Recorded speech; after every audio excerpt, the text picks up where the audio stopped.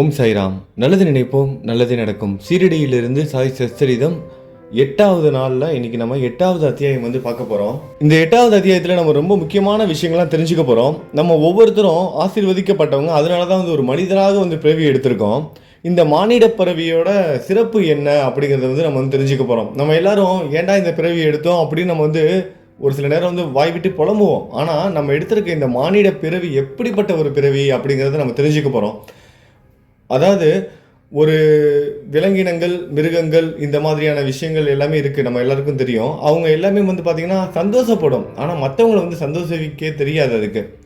ஆனால் மனிதனால் மட்டும்தான் தானும் சந்தோஷம் அடைந்து மற்றவங்களையும் குதூகலப்படுத்த முடியும், அவனால் மட்டும்தான். இது மட்டும் இல்லாமல் கடவுளை அடையவும் மனிதனால் மட்டும்தான் முடியும். இது எல்லாத்தையும் நம்ம டீட்டெயிலாக பார்க்க போகிறோம்.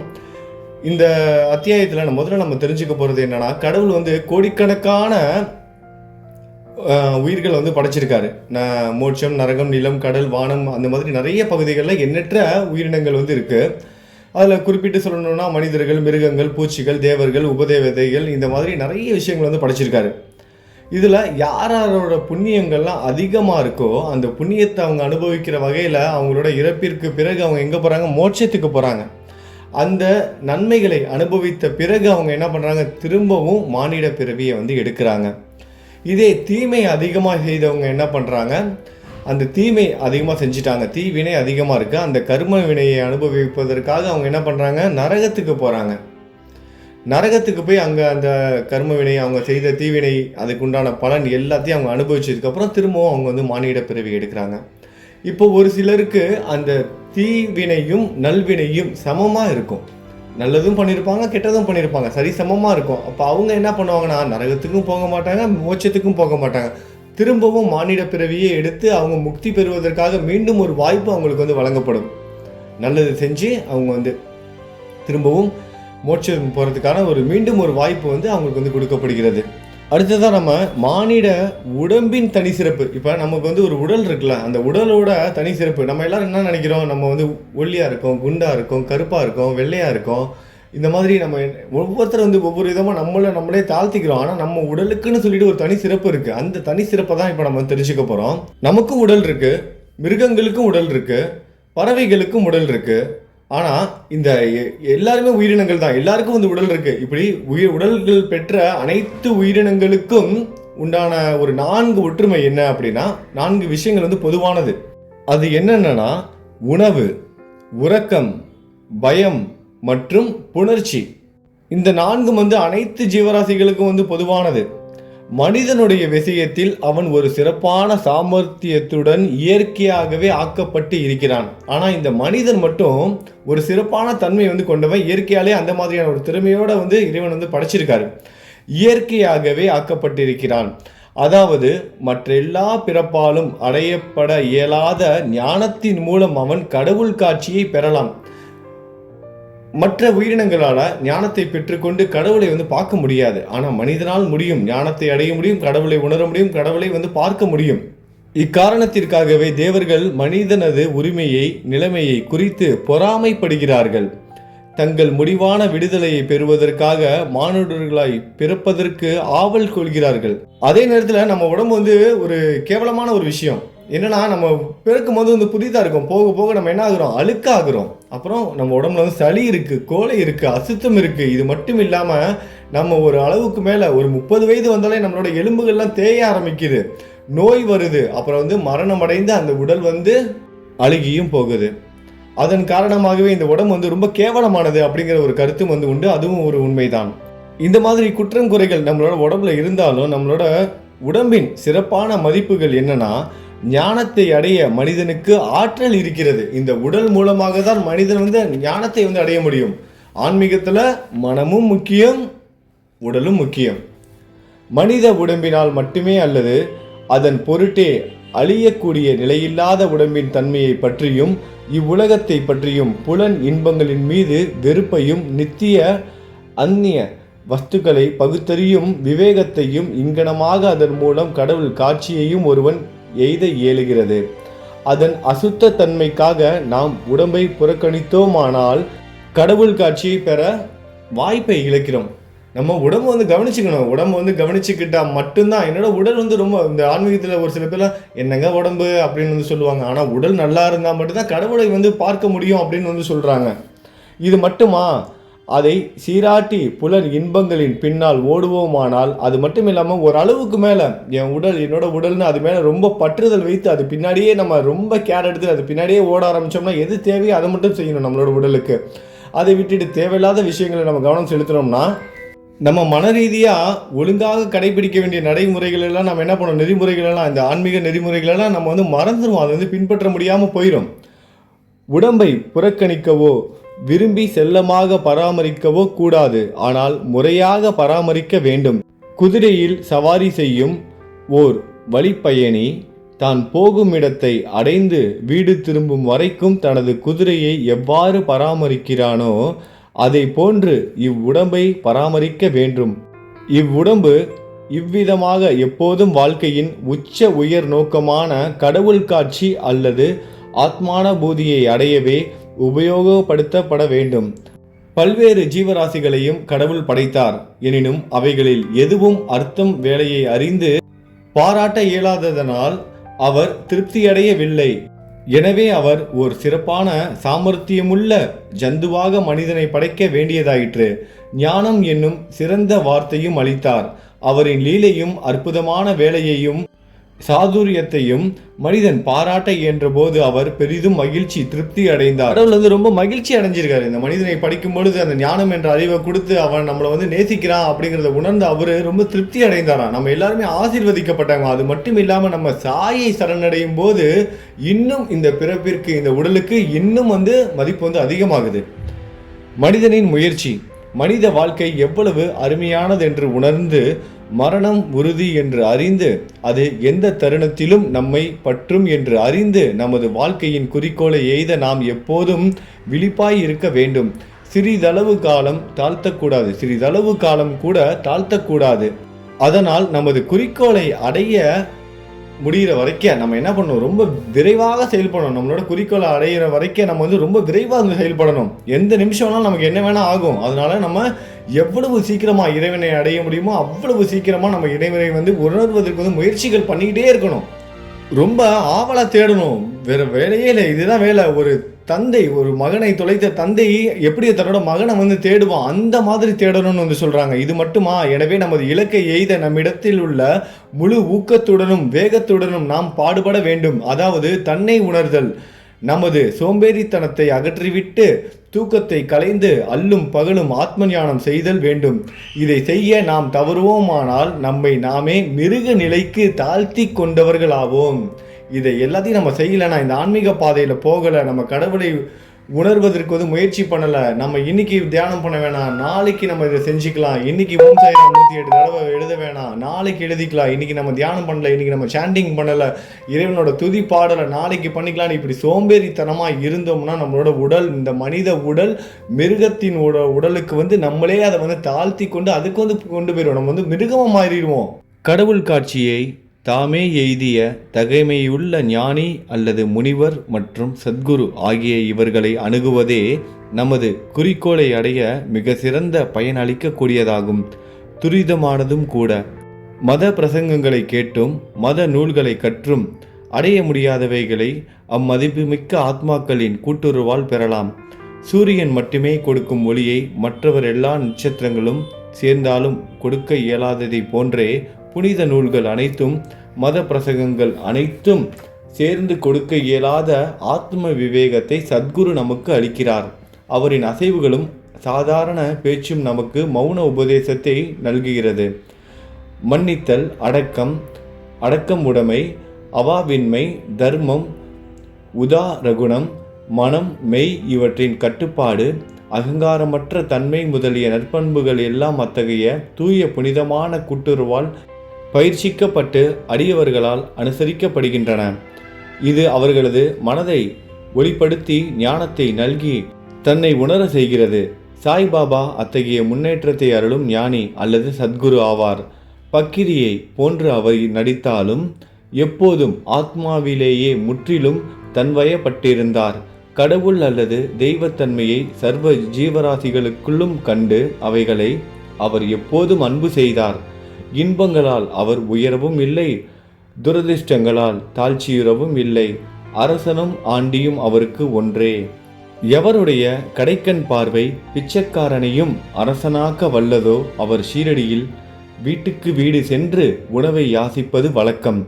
அதை அவர் எப்படி செய்தார் என்பதை இப்பொழுது பார்க்கலாம்.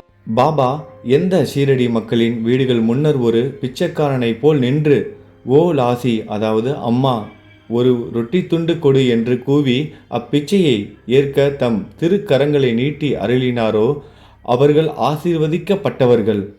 அவர் ஒரு கையில் தகரை குவளையும் மற்றொரு கையில் சோழி என்ற சதுர துண்டும் வைத்திருந்தார். தினந்தோறும் சில குறிப்பிட்ட வீடுகளுக்கும் ஒரு வீட்டிலிருந்து மற்றொரு வீட்டிற்கு பிச்சை எடுக்க சென்றார். திரவ ஆகாரமான சூப், காய்கறிகள், பால், மோர் ஆகியவற்றை தகர குவளைகளிலும், சோறு, ரொட்டி முதலிய திடப்பொருட்களை துண்டிலும் வாங்கி கொண்டார். பாபாவுக்கு தன்னுடைய நாக்கின் மேல் கட்டுப்பாடு உண்டு. அது சுவை அறிவது இல்லை. எனவே பல்வேறு பொருட்களை ஒன்று கூட்டியே ருசியை எங்கனம் அவர் பொருட்படுத்த முடியும். துண்டிலும் தகர குவளையிலும் கொண்டுவரப்பட்ட எல்லா உணவுப் பொருட்களையும் ஒன்று கலக்கப்பட்டு பாபாவால் அவர் மனம் நிறைவெய்தும் வண்ணம் பகிர்ந்து உட்கொள்ளப்பட்டது. சில குறிப்பிட்ட உணவுகள் சுவையானவையாகவோ மாறாக இருப்பினும் பாபா தமது நாக்கு முழுவதும் சுவையுணர்வையே இழந்துவிட்டதை போல கவனிப்பதே இல்லை.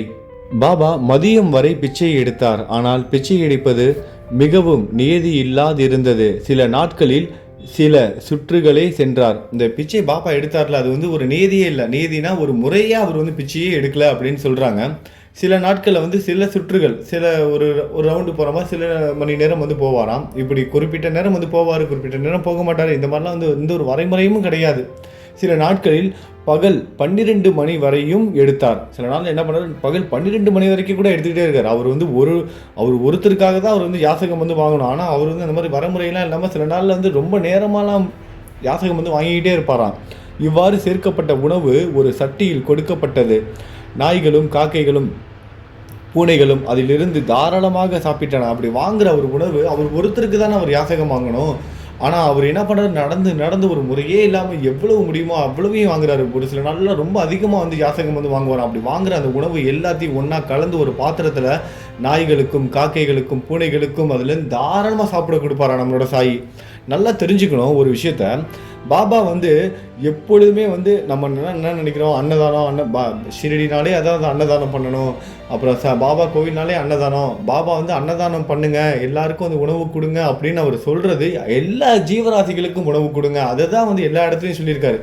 ஆனால் நம்ம மனிதர்களுக்கு அன்னதானம் கொடுக்கறது எந்த அளவுக்கு முக்கியமோ அதே அளவுக்கு எல்லா ஜீவராசிகளுக்கும் நம்ம ஏதாவது ஒரு உணவு கொடுக்கணும். நாய்களுக்கு ஒரு பிஸ்கட் கொடுக்கலாம், பால் கொடுக்கலாம், பூனைகளுக்கும் அதே மாதிரி தான், பறவைகளுக்கும் அதே மாதிரி தான். இந்த மாதிரி நம்மளால் முடிஞ்சதை எல்லா ஜீவராசிகளுக்கும் கொடுக்கணும். எல்லா ஜீவராசிகளையும் மேலும் நம்ம அன்பு செலுத்தணும். அதை தான் பாபா தெளிவாக சொல்லியிருக்காரு. அந்த மாதிரி தான் நடந்திருக்காரு. அது மட்டும் இல்லாமல் அதுக்கப்புறம் என்ன நடந்துச்சு அப்படிங்கிறத பார்க்கலாம். பாபா அவைகளை விரட்டியதே இல்லையா. அப்படி நிறைய நாய்கள் இப்போ ஷீரடியில் வந்தால் கூட அவ்வளோ நாய் வந்திருக்கும். யாரையும் எதுவும் கடிக்காது. நம்ம பக்கத்தில் வந்து நம்ம மடியில் தலை வச்சு படுத்துக்கும். இது மட்டும் இல்லாமல் அந்த ஊர் மக்கள் எல்லாம் பல்லக்கு தூக்கிட்டு வருவாங்க. அங்கே பல்லக்கு தூக்கிட்டு வரும்போது பார்த்தீங்கன்னா அந்த ஒவ்வொரு பல்லக்கு கீழேயும் அந்த ஷீரடியில் இருக்கிற ஒவ்வொரு நாயும் உள்ளுக்குள்ள பூந்துடும். அவங்க பல்லக்கு முன்னாடி 2 பேர் தூக்கிட்டு வருவாங்க, பின்னாடி 2 பேர் தூக்கிட்டு வருவாங்க. அந்த பல்லக்கு கீழே இருக்கிற பகுதியில் ஒரு நாய்க்குட்டியும் சேர்ந்து நடந்துக்கிட்டே இருக்கும். நாய்க்குட்டின்னு சொல்கிறதுக்கு கூட நமக்கு கஷ்டமாக இருக்குது. ஏன்னா பைரவர் சாமி தான். ஏன்னா ஷீரடியில் இருக்கிற ஒவ்வொரு நாய் சாமி மாதிரி தான் சமம். ஏன்னா பாபாவோட அனுகிரகங்கள் பெற்றது. அது மட்டும் இல்லாமல் அந்த நம்ம பார்த்துருப்போம், ஒரு சில வீடியோலாம் கூட பார்த்துருப்போம். கொஞ்சம் நமக்கே மனசு கஷ்டமாக இருக்கும். நல்லா ட்ரெயின் பண்ணி வச்சுருப்பாங்க. அதாவது சரியாக இந்த நேரத்தில் பாபா கோயிலில் பால் ஊற்றுவாங்கன்னு தெரிஞ்சே ஒரு நாய் வரும். இல்லைனா அங்கே பிஸ்கட் இருக்குன்னு தெரிஞ்சே ஒரு நாய் வரும். பாருங்கள், பாபா இந்த நாய் தரிசனம் பெற்றது, பாபா கிட்ட ஆசீர்வாதம் வாங்கினுச்சு, பாபா வணங்குனுச்சு. இந்த மாதிரிலாம் கூட நம்ம பார்க்கும்போது நமக்கே ரொம்ப இதாக இருக்கும், ஏன் இப்படி பண்ணுறாங்க அப்படின்னு. அதே மாதிரி தான் கோயில்கள் மாடு கூட வரும். அது கூட பார்த்திங்கன்னா அங்கே சாப்பாடு இருக்குன்னு தெரிஞ்சுக்கிட்டு தினைக்கு அது வர ஆரம்பிக்கும். சரி, நம்ம ரொம்ப ஆராய்ச்சி பண்ண வேணாம். ஆனால் ஷீரடியில் எப்படின்னா அவங்க உணவு கொடுக்குறாங்க கொடுக்கல அதெல்லாம் அடுத்த விஷயம். நீங்கள் நேரில் வந்தீங்கன்னா தெரியும். அந்த பல்லக்கு தூக்கிட்டு வருவாங்க. தூக்கிட்டு வர வரைக்கே ஏதாவது ஒரு நாய், ஒவ்வொரு பல்லக்கு பின்னாடி ஒவ்வொரு நாய் வருது. அது எப்படின்னே தெரியல எனக்கும். அந்த உங்கள் ஷீரடிக்குள்ள நுழைஞ்ச உடனே அந்த கோயில் அந்த வளாகத்தில் நுழைஞ்ச உடனே என்ன பண்ணுது, ஒவ்வொரு நாயும் வந்து ஒவ்வொரு பல்லக்கு பக்கத்தில் போயிடுது. இல்லைன்னா அந்த பல்லக்குக்கு கீழே போய் நடக்க ஆரம்பிச்சிருது. கூடவே சேர்ந்து இந்த மக்களோட மக்களாக அவங்க நின்று ஆடி பாடி எல்லாம் பண்ணுற வரைக்கும் அது கூடவே நிற்கிது. பொறுமையாக தான் நகர்றாங்க. வேகமாக கொஞ்சம் தூரம் போகிறாங்க, அப்புறம் அங்கே நின்று கொஞ்சம் டான்ஸ் ஆடுறாங்க, பாட்டு பாடுறாங்க, சாமி கும்பிட்றாங்க. அதுக்கப்புறம் திரும்பி நடக்கிறாங்க. திரும்பவும் அந்த நாய் கூடவே சேர்ந்து நடக்குது. கடைசியாக அந்த பின்னாடி இந்த கலையரங்கம்லாம் இருக்கும், அந்த பாட்டு பாடுற நிகழ்ச்சிகள் ஆடுற இதெல்லாம் வந்து நடக்கும் அங்கே துவாரகாமாய்க்கு பின்னாடி. அந்த இடத்துல தான் கொண்டு போயிட்டு பாபா வந்து இறக்கி வைப்பாங்க. கீழே வந்து ஒரு துணி விரித்து அந்த பல்லக்கு வந்து இறக்கி வைப்பாங்க ஊரை சுற்றி வர மக்கள் எல்லாரும். இது வந்து வியாழக்கிழமை வெள்ளிக்கிழமை அந்த மாதிரி 4 கிழமைலாம் கிடையாது. ஒவ்வொரு நாளும் ஏதாவது ஒரு ஊர்லேருந்து ஏதாவது ஒரு மக்கள் வந்து காவடி மாதிரி நம்ம ஊர்லலாம் அந்த பழனிக்கெல்லாம் காவடிலாம் தூக்கிட்டு போவாங்க பாருங்கள். அந்த மாதிரி ஏதாவது ஒரு மக்கள் வந்து ஏதாவது பல்லக்கில் பாபா வந்து தூக்கிட்டு வந்துக்கிட்டே தானே வைப்பாங்க. அப்படி தூக்கி அவங்க இறக்கி அந்த இடத்துல வைக்கும் போது அந்த நாய் அந்த பல்லக்கு பக்கத்தில் அமைதியாக படுத்துக்கும். எதுவுமே பண்ணாது, அப்படியே அமைதியாக படுத்துக்கும். இதெல்லாம் பார்க்கும்போது பிரமிக்கிற வைக்கிற விஷயமா தான் இருக்குது. இது எப்படி நடக்குது, என்ன அதிசயம், இதெல்லாம் நம்ம வந்து உணரவே ரொம்ப கஷ்டமாக இருக்குது. இதை விவரிப்பது எவ்வளோ கஷ்டங்கிறது உங்களுக்கு புரியும் நினைக்கிறேன். தயவுசெஞ்சு புரிஞ்சுக்கோங்க. ஆத்மார்த்தமாக நான் சொல்கிறத கேட்டிங்கன்னா உங்களுக்கு வந்து புரியும். அதான் பாபா தான் யாசகம் வாங்கின உணவு வந்து எல்லா விலங்குகளுக்கும் வந்து கொடுப்பாராம். அது மட்டும் இல்லாமல் அந்த பூனை நாய் இது எல்லாம் நிறைய வருதில்ல, அது எல்லாம் எப்போதும் அவர் விரட்டினதே கிடையாதான். அவர் மனிதர்களை கூட அது விரட்டியிருக்காரு, கோபமாக பேசியிருக்காரு. நம்ம நிறைய சச்சரித்திரத்துலலாம் பார்த்துருக்கோம். ஏன் குச்சி வச்சு அடிச்செல்லாம் கூட இருக்காரு, கழுத்தை பிடிச்சி மிதிச்சிருக்காரு. இந்த மாதிரி என்னென்னமோ விஷயங்கள்லாம் செஞ்சுருக்காரு. ஆனால் அது எல்லாமே ஆசீர்வாதம் தான். ஆனால் இந்த கடுமையான ஆசீர்வாதங்கள் கூட பார்த்தீங்கன்னா எப்பொழுதுமே அந்த ஜீவராசிகள் மேல் வந்து அவர் காமிச்சதே கிடையாது. அந்த மாதிரி எந்த ஒரு விஷயத்தையும் நம்ம இதுக்கு இது வரைக்கும் நம்ம கேள்விப்பட்டிருக்கவே மாட்டோம். ஏன்னா இதுலேருந்து நம்ம தெரிஞ்சுக்கணும் பாபா எல்லா உயிர்களிடத்தும் எப்படி வந்து அன்பு செலுத்தினார். அதுவும் முக்கியமாக மனிதர்களை விட அந்த விலங்குகளிடத்தில் பாபா எவ்வளவு அன்பு செலுத்தினார் அப்படிங்கிறத நம்ம தெரிஞ்சுக்கணும் இந்த நிமிஷத்தில்.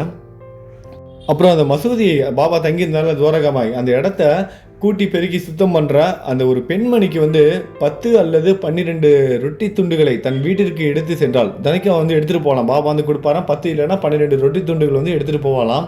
அவள் அங்கனம் செய்வதை யாரும் தடை செய்யவில்லை, யாரும் அதை தடுக்கவும் இல்லையா. இது மட்டும் இல்லாமல் இப்போ நம்ம சொன்னோம்ல, இப்போ நீங்கள் கேட்டிங்களா அந்த பாபா வந்து பூனைகள் நாய்கள் இந்த மாதிரி விலங்குகள் எடுத்து வந்து கடுமையே காட்டினதே கிடையாது, விரட்டினதே இல்லைன்னு. இது மட்டும் இல்லாமல் அவர் கனவுல கூட அந்த மாதிரி வந்து இருந்தது கிடையாது. கனவுல கூட நாய்களையும் பூனைகளையும் வந்து கடுஞ்சொற்களாலோ ஜாடைகளாலோ எதுவும் விரட்டியதே இல்லையா. கண்களை கூட கோபமாக கூட பார்த்ததில்லை அப்படின்னு சொல்கிறாரு. எங்கனம் ஏழ்மையான திக்கற்ற மக்களுக்கு உணவை மறுக்க இயலும். அத்தகைய உயர் குணமுடையவரின் வாழ்க்கை உண்மையிலேயே ஆசைகள் நிரம்ப பெற்றதாகும். சீரடி மக்கள் அவரை ஆரம்ப காலத்தில் ஒரு கேன பக்கிரியாக கருதினர். இப்பெயராலேயே அவர் அறியப்பட்டார். ஆரம்பத்தில் ஒரு கேன பக்கிரி இருக்காரு அப்படிதான் வந்து மக்கள் வந்து சொல்லியிருக்காங்க. எடுத்த உடனே தூக்கி வச்சு கொண்டாடல பாபாவை, எடுத்த உடனே ஒரு கேன பக்கிரி வந்திருக்காரு அந்த மாதிரி தான் வந்து எல்லாரும் ட்ரீட் பண்ணியிருக்காங்க. அதுக்கப்புறமா ஒரு சில நண்பர்கள் வந்து புரிஞ்சுக்கிட்டாங்க, ஒரு சில சகோதரர்கள் வந்து சாய் பார்த்த உடனே தெரிஞ்சிட்டாங்க இவர் வந்து ஞானம் பெற்றவர் அப்படின்னு. ஆனால் பெரும்பாலான மக்கள் பாபாவை கேன பக்கிரி அப்படி தான் வந்து குறிப்பிட்டு வந்துட்டு இருக்காங்க. இறந்த பிச்சையான சில ரொட்டி துண்டுகளை உண்டு வாழ்ந்த, அதை கெட்டுப்போன பிச்சை எடுத்த ஒரு சில ரொட்டி துண்டிகளை மட்டும்தான் சாப்பிட்டு வாழ்ந்த அவர் எங்கன மதிக்கப்பட்டு மரியாதை செய்யப்பட முடியும். பணம் இருக்கிறவங்கள தான் மதிப்பாங்க. இன்றைக்கி எப்படின்னா நம்ம எல்லாருக்கும் தெரியும், ஒரு குருமார்னா இப்படி தான் இருக்கணும், ரொம்ப டிப்டாப்பாக இருக்கணும், ரொம்ப பார்க்கறதுக்கு வந்து அவர் பிரைட்டாக இருக்கணும், நல்லா மேக்கப்லாம் பண்ணிவிட்டு பார்த்தாலே அப்படியே சுட சுட பேசணும், அப்படியே நெய் தேன் ஒழுகிற மாதிரி பேசணும். அப்போ தான் வந்து அந்த குருமார்களுக்கு வந்து மரியாதை வந்து இன்றைக்கி இருக்குது. எதனா உண்மையும் கூட. நம்மளும் அதை பார்த்தாலே இன்றைக்கி ஏமாந்துக்கிட்டு இருக்கோம். எத்தனை பேர் ஏமாந்துருக்கீங்க இந்த மாதிரி சொல்லுங்கள் பார்க்கலாம். நம்மளும் சேர்த்து என்னையும் சேர்த்து தான் சொல்கிறேன். ஆனால் பாபா எப்படி இருக்காரு, அதுக்கெல்லாம் அப்போசிட்டாக இருக்காரு. ஒரு அழுக்கான ஒரு துணியை போட்டிருக்காரு, பிச்சை எடுத்து சாப்பிட்றாரு. அது கெட்டு போயிருக்கா, கெட்டு போகலையா, அது இது எதையும் பார்க்கறதில்ல. அப்படி கலெக்ட் பண்ணுற எல்லா சாப்பாடையும் என்ன பண்ணுறாரு, ஒன்றா போட்டு குழப்பி வச்சு சாப்பிட்றாரு. இந்த முடியெல்லாம் வெட்டுறது கிடையாது, தலையை சீவுறதில்லை, சரியாக குளிக்கிறதில்லை. இப்படிப்பட்ட ஒருத்தரை எப்படி மதிப்பாங்க, எப்படி மரியாதை செலுத்துவாங்க, மக்களுக்கு எப்படி புரியும்? ஆனால் இந்த அறிவிலி மக்கள் சொன்னாங்க பாருங்களேன் பாபாவை, இவர் வந்து ஒரு கேன பக்கிரி, இவர் வந்து ஒரு பிச்சைக்காரர், அது இது என்னென்னமோ சொன்னாங்க. அப்படிப்பட்ட ஒரு பக்கிரி தான் எப்படி இருந்திருக்காரு, தாராளமானவராக இருந்திருக்காரு. எல்லா விலங்குகளிடத்தும் அளவு கடந்த அன்பை செலுத்துவராக இருந்தவர் அவர் மட்டும்தான். அந்த மாதிரியான ஒரு சிந்தனை உள்ளவர், எல்லா உயிர்களிடத்தும் அன்பை செலுத்தும் ஒரு ஞானியாக இருந்தார். ஆனால் அந்த ஆரம்ப காலகட்டத்தில் கூட பாபா ஒரு சிலர் வந்து பரமாத்மா என்றே வந்து உணர்ந்தாங்க. அவர் வந்து தெய்வமாக வந்து வணங்கவும் ஆரம்பித்தாங்க. ஒரு சில மக்கள் வந்து அவரை கேன பக்கிரியாக சொல்லிக்கிட்டு இருந்த அந்த காலகட்டத்திலேயே யார் என்ன வேணால் சொல்லிக்கோங்கப்பா, அவர் எப்படி இருந்தாலும் அவர் தான் என்னோட பரமாத்மா அப்படின்னு வாழ்ந்தவங்களும் இருந்தாங்க. அடுத்ததாக ரொம்ப ரொம்ப ஒரு முக்கியமான ஒரு அம்மாவை பற்றி பார்க்க போகிறோம். நிறைய அம்மாக்கள் இன்றைக்கும் இருக்காங்க. பாயா ஜாபாயின் உன்னத சேவை. பாயாஜா பாயின் உன்னத சேவை. சாய் வந்து இவங்களை அம்மாவாவே கருதுனாங்க. ஒரு அம்மா ஒரு பையனை எப்படி பார்த்துக்கணுமோ அந்த மாதிரி பார்த்துக்கிட்டாங்க. அவ்வளவு தூய்மையான அன்பு, பரிசுத்தமான சேவை, யாருக்கும் கிடைக்காத அற்புத பாக்கியம்.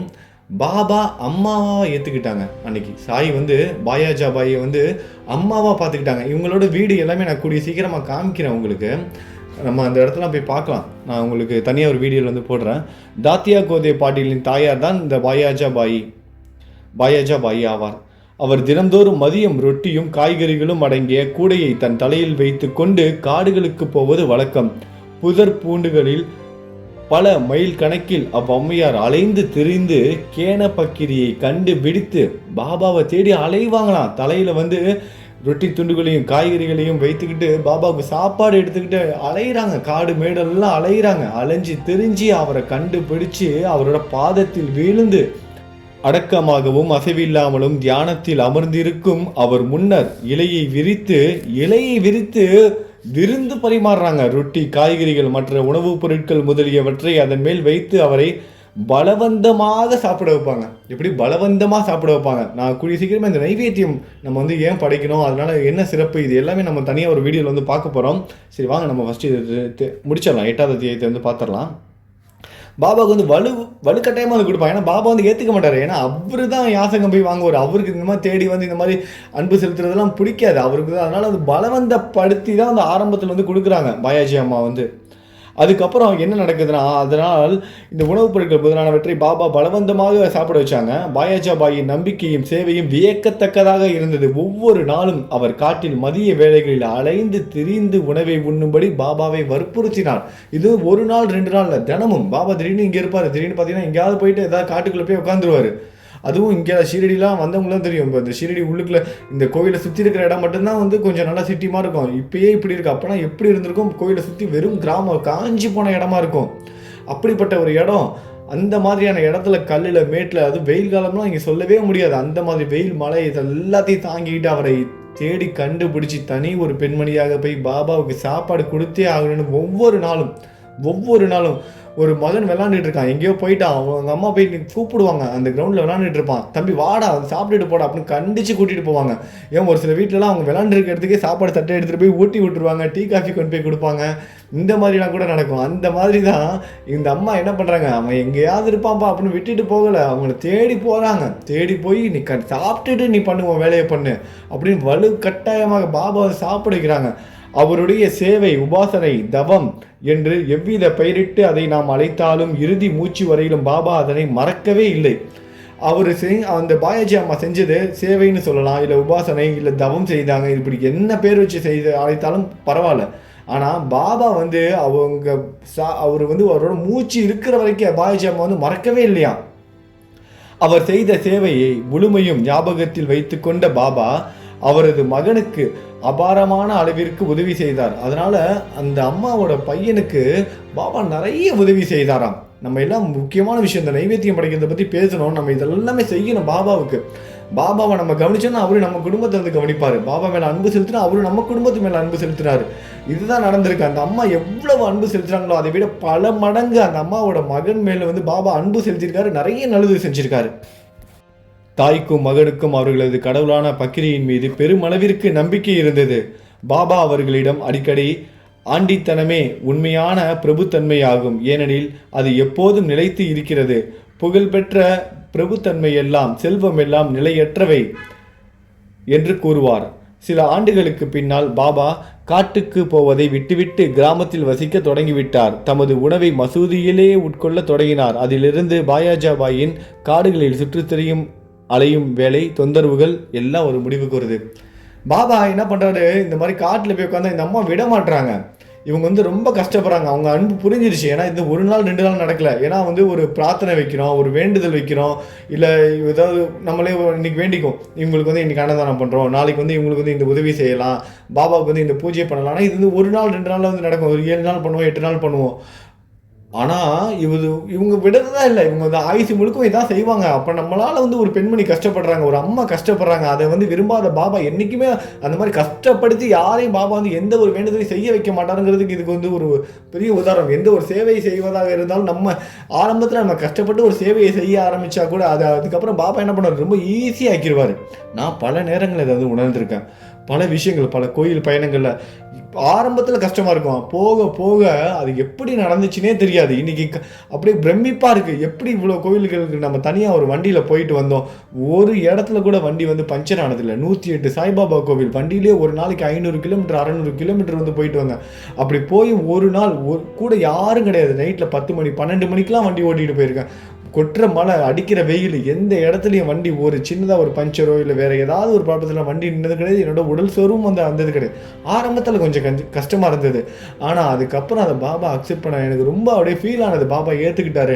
நம்ம போகிற பயணங்கள் வந்து ரொம்ப ஈஸியாக இருக்குன்னு சொல்லிட்டு இவ்வளவு ஊர்கள் தமிழ்நாடு முழுவதுமாக போயிட்டு, அது மட்டும் இல்லாமல் ஆந்திர பிரதேஷ், பெங்களூருக்கு, மைசூர், இந்த மாதிரி எத்தனை ஊருக்கு போயிட்டு வந்தோம். இது மட்டும் 108 திவ்ய தேசம் பெருமாள் கோயில் போகும்போது அப்படி தான். முக்திநாத் இமயமலையில் மேலே இருக்க பத்ரிநாத்தாக இருக்கட்டும், முக்திநாத்தாக இருக்கட்டும், கேரளாவில் இருக்க கோயிலாக இருக்கட்டும், குஜராத்தில் இருக்கிற துவாரகையாக இருக்கட்டும், உத்தரப்பிரதேசத்தில் இருக்க மதுராவாக இருக்கட்டும், அப்புறம் அயோத்தியாவாக இருக்கட்டும், இது மாதிரி லக்னோவில் நைமிசாரண்யம், அங்கெல்லாம் வந்து மொழி பிரச்சனை ரொம்ப பெரிய பிரச்சனை. அங்கெல்லாம் வந்து யாருக்கும் வந்து இங்கிலீஷ் கலந்தே பேசவே மாட்டாங்க. ஹிந்தி பேசுவாங்க, ஆனால் ஹிந்தியில் இடையிடையில ஒரு சின்னதாக ஒரு இங்கிலீஷ் வார்த்தை கலந்தால் கூட நம்ம வந்து அண்டர்ஸ்டாண்ட் பண்ணிக்கலாம். அது கூட அவங்க வந்து பண்ண மாட்டாங்க. ஏன் நம்பர் கூட அவங்க வந்து இங்கிலீஷில் வந்து சொல்ல மாட்டாங்க. நம்ம ஒரு ஆட்டோக்கோ இல்லை ஒரு பஸ்ஸுக்கோ பேசினா கூட அவங்க வந்து 25 ரூபா கொடுங்க, 30 ரூபா கொடுங்க, இல்லை 35 ரூபா கொடுங்கன்னு அவங்க அந்த பணத்தை கூட அவங்க எப்படி கேட்பாங்க, அவங்க வந்து ஹிந்தியில் தான் கேட்பாங்க. ரொம்ப கஷ்டமாக இருந்தது. ஆனால் அந்த எல்லா இடத்துலையும் பாபா ஏதாவது ரூபத்துலேருந்து உதவி செய்து நம்மளோட சேவையை அவர் ரொம்ப எளிமையாக்கிடுவார். அது எல்லாத்தையும் நான் உணர்ந்தேன். நீங்களும் அதே மாதிரி தான் வந்து உணர்வீங்க, உணர்ந்து இருப்பீங்க. பாயாஜி அம்மாவுக்கு செஞ்சாங்க. இந்த அம்மா என்னை விட மாட்டாங்க. எப்படி இருந்தாலும் இந்த அம்மா விடுற மாதிரி தெரியல. என்னை எப்படியாவது சாப்பிட வைப்பாங்க. நான் எங்கே போனாலும் தேடி வந்துடுறாங்க. இவங்களுக்கு ஏதாவது ஒன்று ஆச்சுன்னா அது ஏன் பொறுப்பு தானே அப்படின்னு என்ன பண்ணுறாங்க, பொறுப்பேற்றுக்கிறாரு பாபா. அந்த சேவையை ஏற்றுக்கிறாரு. அது மட்டும் இல்லாமல் அன்பு செலுத்துறாரு, அம்மாவாக நினைக்கிறாரு. அதனால நீங்கள் எங்கேயும் போக வேணாம், நான் இனிமேட்டு இந்த மசூதியிலே இருக்கேன், உங்களோட சாப்பாடை இங்கேயே கொண்டுட்டு வாங்க, நான் இங்கேயே சாப்பிட்றேன்னு சொல்லிட்டு எல்லாத்துக்கும் ஒரு முடிவு கட்டுறாரு. நம்ம எல்லாரும் சாயை வந்து ஒரு குருவாக பார்க்குறோம், அப்புறம் வந்து கடவுளாக பார்க்குறோம். இன்னும் ஒரு சில பேர் அப்பாவா, தாத்தாவா, அண்ணனா, இந்த மாதிரி எந்த மாதிரி வேணால் பார்த்துட்டு இருக்காங்க. ஆனால் அவர் வந்து நம்ம நண்பனாக பார்க்கணும். பாபாவோட எப்படி அவர் ரொம்ப ஜாலியாக எப்படி கேஷுவலாக நம்ம நண்பர்களோட பழகினா எப்படி பழகுறாங்க அப்படிங்கிற மாதிரியான ஒரு நிகழ்ச்சிகளை தான் இப்போ வந்து பார்க்க போகிறோம். எவர்களின் உள்ளத்தில் வாசுதேவர் உரைகிறாரோ அந்த ஞானிகள் எப்போதும் ஆசீர்வதிக்கப்பட்டவர்கள். அத்தகைய ஞானிகளின் கூட்டுறவை பெரும் அதிர்ஷ்டமுடைய பக்தர்கள் ஆசீர்வதிக்கப்பட்டவர்கள்.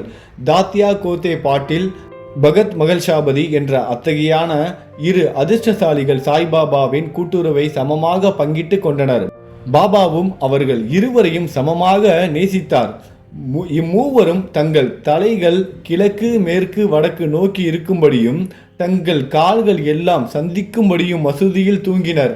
தங்களது படுக்கையை விரித்து அதன் மீது படுத்துக்கொண்டு பல விஷயங்களை பற்றி அரட்டை அடித்து கொண்டும் வம்பு பேசிக்கொண்டும் நள்ளிரவு நெடுநேரம் வரை பேசி கொண்டிருந்தார்கள். எவ்வளவு அற்புதமான ஒரு கடவுள் பாருங்க. எந்த ஒரு வேறுபாடும் கிடையாது. தன்னை மாதிரியே அவங்களையும் நினைச்சிருக்காங்க. அவங்களுக்கு அந்த இடத்த கொடுத்துருக்காரு. யாரெல்லாம் பாபாவு கூட வந்து ஒன்றி இருக்காங்களோ அவங்களுக்கு இந்த உணர்வு ஏற்படும்.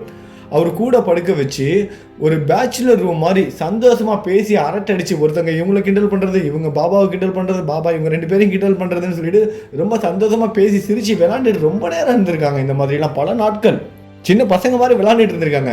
இவங்களை 3 பேர்ல யாருக்காவது ஒருத்தருக்கு தூக்கம் வந்துருச்சுன்னா இன்னொருத்தவங்க வந்து எழுப்பி விடுவாங்களாம், தூங்காத அப்படின்னு சொல்லிட்டு. உதாரணமாக தாத்தியா குரட்டை வீட தொடங்கினால் பாபா உடனே எழுந்திருந்து பக்கவாட்டில் அவரை அசைத்து தலையை அழுத்தியும், மகள்ஷாபதி அவ்வாறு தூங்கினால் அவரை நெருங்கி கட்டியணைத்தும் அவரது முதுகை பிடித்து விட்டும் கால்களை உதைத்தும் எழுப்பி விடுவார். பாருங்க பாபா எப்படிலாம் விளையாண்டுருக்காரு. யாராவது ஒருத்தங்க தூங்கினாலும் தூங்க விட மாட்டாங்க. என்ன தூங்குற, எந்திரிடா அப்படின்னு சொல்லிட்டு காலில் உதச்சி எந்திரி பண்ணுறது, தலையை அமுத்துறது, ஆட்டி விடுறது, இந்த மாதிரிலாம் பண்ணி சேட்டையெல்லாம் பண்ணியிருக்காரு நம்மளோட சாயி. இவ்விதமாக 14 முழு ஆண்டுகளும் 14 முழு ஆண்டுகள் 14 வருடம் பாபாவின் மீதுள்ள அன்பால் தனது வீட்டில் உள்ள பெற்றோரை விட்டுவிட்டு தாத்தியா மசூதியில் தூங்கினார். ஆனால் இந்த நேரத்தில் தான் ஒரு விஷயத்தை நம்ம சரியாக வந்து புரிஞ்சுக்கணும். இந்த மாதிரி நேரத்தில் தனது தந்தை காலமானதும் தாத்தியா குடும்ப பொறுப்பை ஏற்றார். பின்பு தமது வீட்டிலேயே தூங்க ஆரம்பித்தார். பாபா இதையும் அனுபவிச்சிருக்காரு. நீ உன் குடும்பத்தை விட்டுட்டு என் கூடயே இருன்னு அவர் வந்து சொல்லலை. நீங்கள் இருந்தப்பா, இப்போ நீ உன் குடும்பத்தை பார்த்துக்க வேண்டிய நேரம் இது. அதனால நீ உன் குடும்பத்தை பார்த்துக்கோ. இது நம்ம இளைஞர்களுக்கு, சில மாணவர்களுக்கு வந்து இது ஒரு முக்கியமான ஒரு எடுத்துக்காட்டு. ஏன்னா நிறைய பேர் வந்து என்ன பண்ணுறது, இப்போ என்னன்னா நான் கோவிலுக்கு போகிறேன், குடும்பத்தை பார்க்க போகிறேன். இளைஞர்களும் கிடையாது, நிறைய பேர் இதே மாதிரி தான்.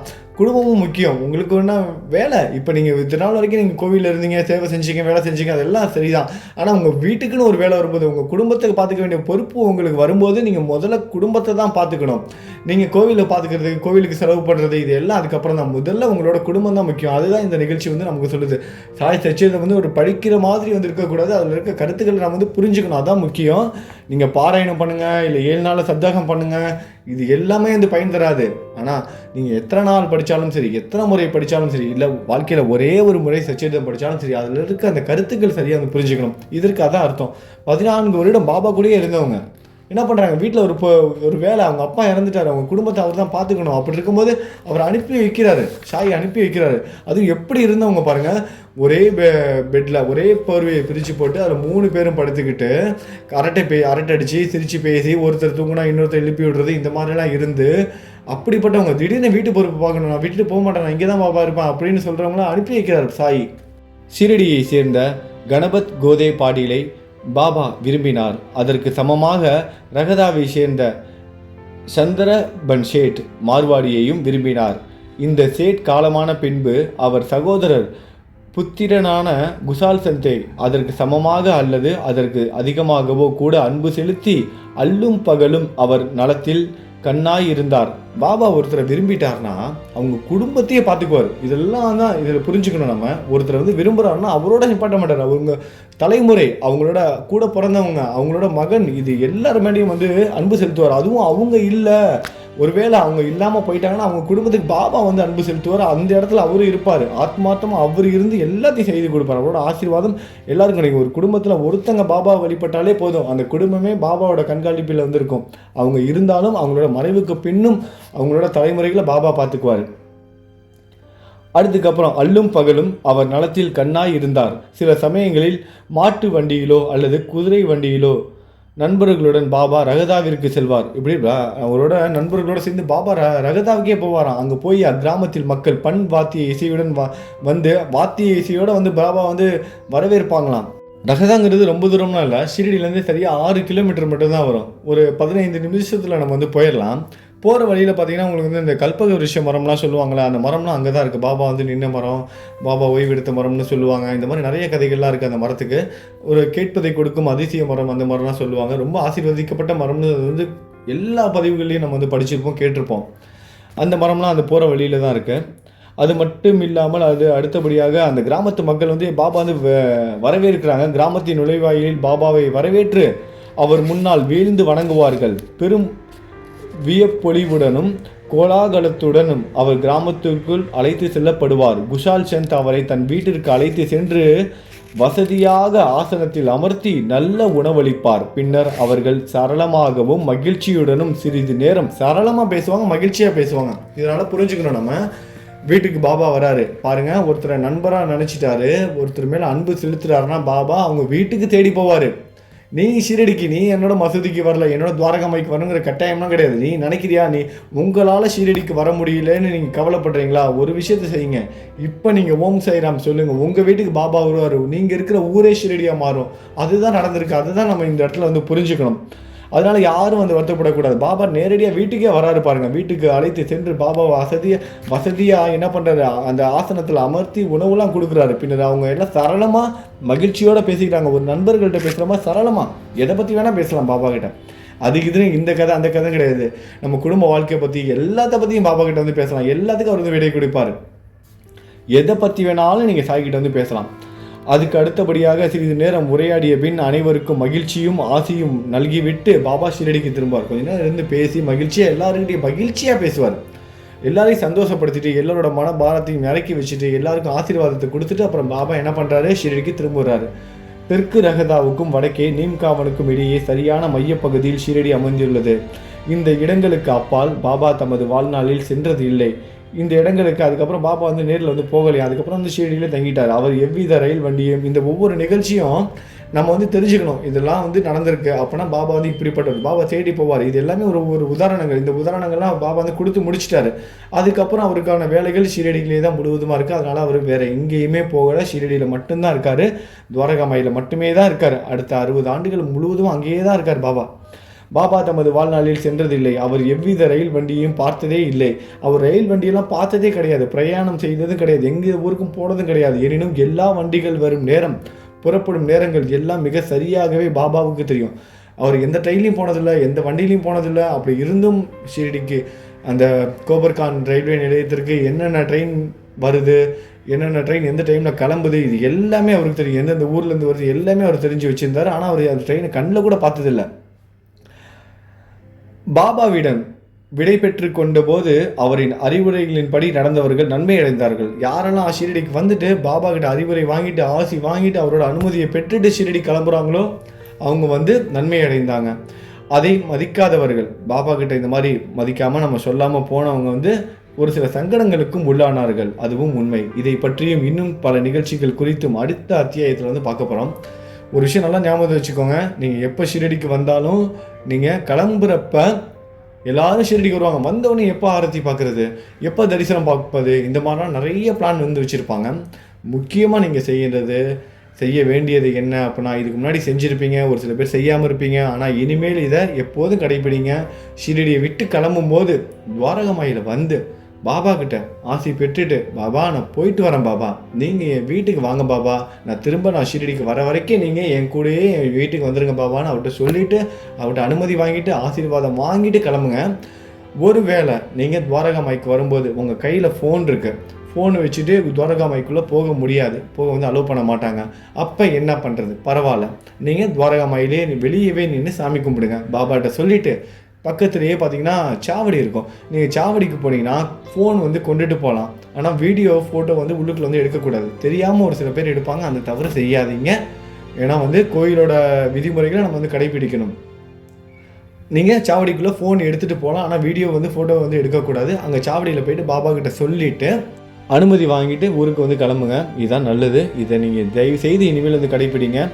இது பற்றி நடந்த ஒரு சில விஷயங்கள்லாம் நம்ம நாளைக்கு அத்தியாயத்தில் பார்க்க போகிறோம். இந்த மாதிரி பாபா கிட்ட அனுமதி வாங்காமல் பாபா பேச்சை மீறி ஷீரடி விட்டு போனவங்களுக்குலாம் என்ன நடந்தது, பாபாவோட ஆசீர்வாதத்தோடு வந்து ஷீரடியிலே தங்கினவங்க ஒரு சில நாட்கள் கிளம்ப வேண்டிய தேதியெல்லாம் மாற்றி விட்டுருவார் பாபா. உங்களுக்கு ஒன்று தெரியுமா, நான் 2021 தான் முத ஷீரடிக்கு வந்தேன். 107 கோயில் போயிட்டு 108வது கோயிலாக ஷீரடிக்கு வந்தேன். ஷீரடிக்கு வந்ததுலேருந்து இன்னைக்கு வரைக்கும் எத்தனை முறை வந்திருக்கேன், எத்தனை முறை போயிருக்கேன்னு கணக்கெலாம் வச்சுக்கல. ஆனால் இந்த ஒவ்வொரு முறையும் ஒரு முறை கூட இதுக்கு முன்னாடியே நான் வந்து, அதாவது ஷீரடி மண்ணை மிதிக்கிறதுக்கு முன்னாடி நான் வந்து ரிட்டர்ன் டிக்கெட் நான் வந்து புக் பண்ணதே கிடையாது. அந்த மாதிரி ஒரு அமைப்பே அமைஞ்சதே கிடையாது. ஒரே ஒரு முறை மட்டும்தான் ரிட்டர்ன் டிக்கெட் வந்து புக் பண்ணேன். அதாவது இங்கே ட்ரெயினில் வந்து புக் பண்ணேன். ட்ரெயினில் புக் பண்ணிவிட்டு அந்த டிக்கெட்டும் பார்த்தீங்கன்னா கடைசியில் கேன்சல் பண்ண வேண்டிய சூழ்நிலை ஆச்சு. ஏன்னா ஒரு நாள் எக்ஸ்ட்ரா ஷீரடியில் வந்து தங்குற மாதிரி ஒரு சூழ்நிலை வந்து உருவானது. அதனால் புக் பண்ண டிக்கெட்டை கூட நான் கேன்சல் பண்ணிட்டேன். அதுக்காக நீங்கள் டிக்கெட்டே புக் பண்ணாமல் வாங்க, வந்துட்டு இங்கே பாபா கிட்ட அனுமதி வாங்கிட்டு அதுக்கப்புறம் டிக்கெட் புக் பண்ணுங்க நான் சொல்ல வரலை. டிக்கெட்லாம் புக் பண்ணிவிட்டே நீங்கள் வாங்க. ஏன்னா என்னோடய வேலை வேறு மாதிரி, அதனால் அதையும் இதையும் கம்பேர் பண்ணிக்க வேணாம். நீங்கள் வந்துட்டு கிளம்புறப்ப பாபா கிட்ட சொல்லிட்டு போங்க. அவங்களுக்கு புரியும்னு நினைக்கிறேன். டிக்கெட்லாம் புக் பண்ணிவிட்டு வாங்க. அதுக்கப்புறம் நான் வீடியோவில் சொல்லிட்டு நீங்கள் பாட்டு ரிட்டர்ன் டிக்கெட்லாம் புக் பண்ணாமல் வந்துடாதீங்க, அப்புறம் ரொம்ப கஷ்டமாயிடும். டிக்கெட் புக் பண்ணிவிட்டு வாங்க, பாபா கிட்ட ஆசீர்வாதம் வாங்கிட்டு மட்டும் போங்க. உங்களுக்கு புரியும்னு நினைக்கிறேன் நான் என்ன சொல்ல வரேன்னு. நம்ம அடுத்த அத்தியாயத்தில் இதை பற்றி ரொம்ப விரிவாக வந்து பார்க்கலாம்.